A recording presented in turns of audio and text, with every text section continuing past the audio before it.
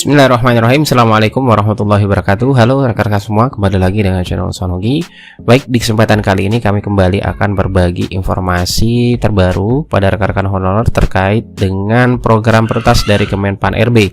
Oleh karena itu silakan simak video sampai selesai untuk mendapatkan informasi selengkapnya. Namun seperti biasa kami ingatkan kembali bagi rekan-rekan yang baru pertama kali menemukan channel ini, jangan lupa untuk tekan tombol subscribe-nya dan aktifkan lonceng notifikasinya agar kami mengupdate informasi-informasi terbaru rekan-rekan yang pertama kali mendapatkan notifikasinya.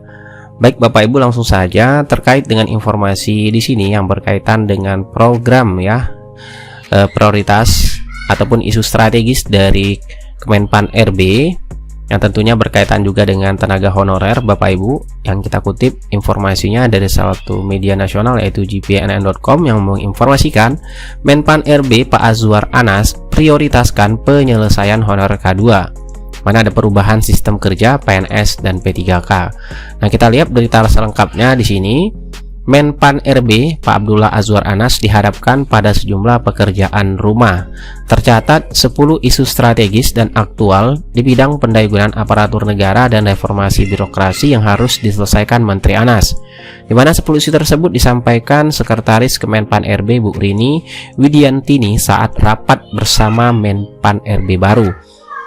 Mana adapun 10 isu tersebut adalah yang pertama yaitu isu pelaksanaan reformasi birokrasi, dan yang kedua adalah penyederhanaan birokrasi, dan yang ketiga adalah FWA, kemudian yang keempat yaitu sistem pemerintahan berbasis elektronik atau SPBE, mana saat ini Kemenpan RB telah memiliki arsitektur SPBE dan tengah mendorong digitalisasi government. Kemudian yang kelima berkaitan dengan peningkatan pelayanan publik, termasuk di dalamnya inovasi digitalisasi pelayanan publik dan pembangunan mall pelayanan publik. Dan yang keenam tentunya berkaitan dengan isu formasi ASN, yaitu baik CPNS maupun P3K untuk Papua dan Papua Barat yang ada di Kedeputian Bidang Sumber Daya Manusia Aparatur. Dan yang ketujuh itu berkaitan dengan peta penanganan tenaga honorer K2 dan K1. Dan yang kedelapan yaitu berkaitan dengan kesejahteraan ASN. Dan yang kesembilan yaitu penghapusan jenis kepegawaian selain PNS dan pegawai pemerintah dengan perjanjian kerja, tentunya berkaitan dengan surat edaran terbaru Bapak Ibu perihal untuk pendataan tenaga non ASN tentunya. Kemudian lebih lanjut lagi Bu ini mengatakan hal itu sebagai tindak lanjut dari peraturan pemerintah nomor 49 tahun 2018 tentang manajemen P3K. Nah, kemudian yang ke-10 yaitu rencana pemindahan ASN ke Ibu Kota Negara atau IKN. Nah, merespon hal tersebut, Menteri Anas menegaskan bahwa prioritas penting harus segera diselesaikan, yaitu sinergi dan kolaborasi internal maupun eksternal perlu diperkuat. Nah, berkaitan dengan untuk penyelesaian honor K2, tentunya mungkin rekan-rekan sebagian bertanya apa honor K2 tersebut. Nah, kita lihat lagi honorer K2 atau definisi dari tenaga honor K2 ini tentunya yang terdata di database BKN ya Bapak Ibu, dimana berdasarkan PP nomor 48 tahun 2005 itu dijelaskan tenaga honorer adalah seseorang yang diangkat oleh PPK atau pejabat lain dalam pemerintahan untuk melaksanakan tugas tertentu pada instansi pemerintah atau yang penghasilannya menjadi beban APBN atau APBD.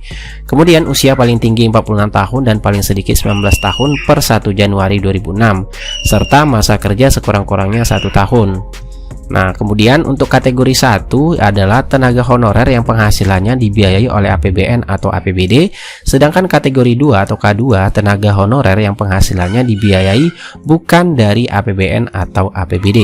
Nah, tentunya ini untuk yang tenaga honorer K2 ini Bapak Ibu juga menjadi prioritas ya dalam pendataan tenaga non ASN yang sebagaimana sudah kita ketahui, yang sudah kita informasikan sebelumnya, yang sudah kita dengar sosialisasi pendataan non ASN.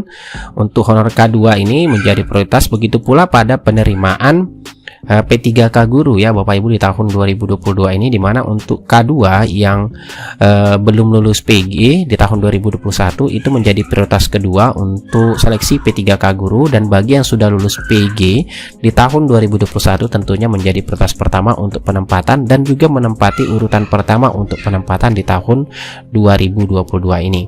Jadi ini tentunya fokus dari pemerintah ya untuk penyelesaian tenaga honor K2 yang tentunya sudah mengabdi lama Bapak Ibu. Oke, itu informasi yang dapat kami sampaikan. Semoga informasi ini menambah informasi kita semua dan bermanfaat. Wassalamualaikum warahmatullahi wabarakatuh.